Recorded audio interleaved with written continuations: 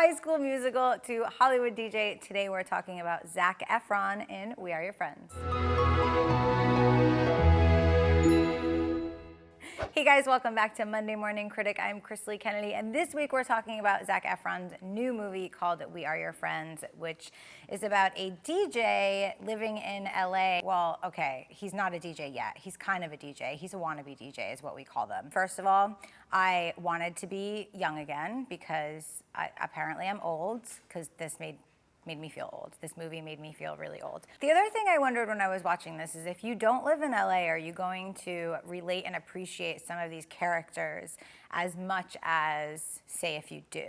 For instance, when I first moved to LA, I worked in the nightclub scene, and I was a bartender, and I worked at some of the biggest, hottest clubs in LA, and each of the characters in this movie, Zac Efron, there's 4 boys. That's 3. There's 4 boys.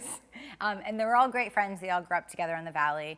And they all have these big dreams. And they all do everything together. One is kind of the club promoter. One is also a promoter. And he supplies the drugs. Zac, who wants to be the big DJ, but he doesn't want to just be like a club DJ, like David Guetta, like somebody like that. That's like his dream. The movie kind of follows these 4 boys and their kind of journey. I don't even want to call it like a coming of age tale because it's more of they're in their 20s, they know better. There were some really fun parts to this movie. There's a lot of voiceover by Zac Efron, like when he's talking to himself and explaining like his thought process.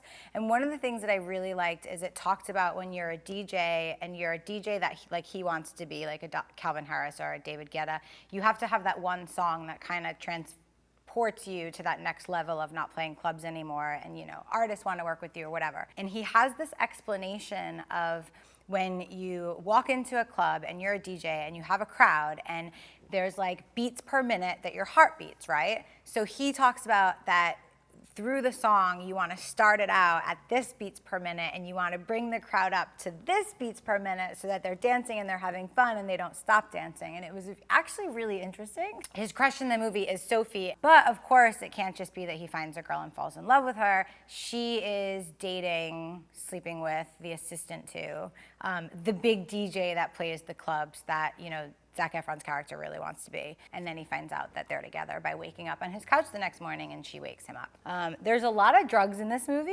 which Hollywood, nightclub, DJ, like the EDM scene, all of that, obviously.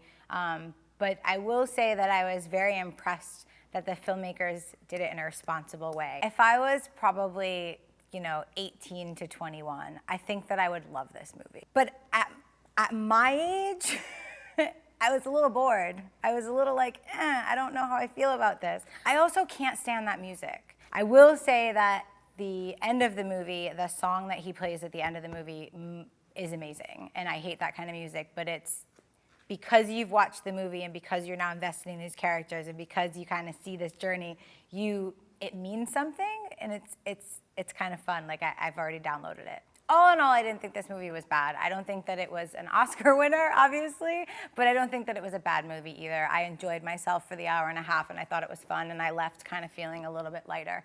So good job, Zac Efron. We can still be friends. Next week, we are talking Transporter to find out if the franchise still stands without my boyfriend, Jason Statham. See you guys next week on Monday Morning Critic.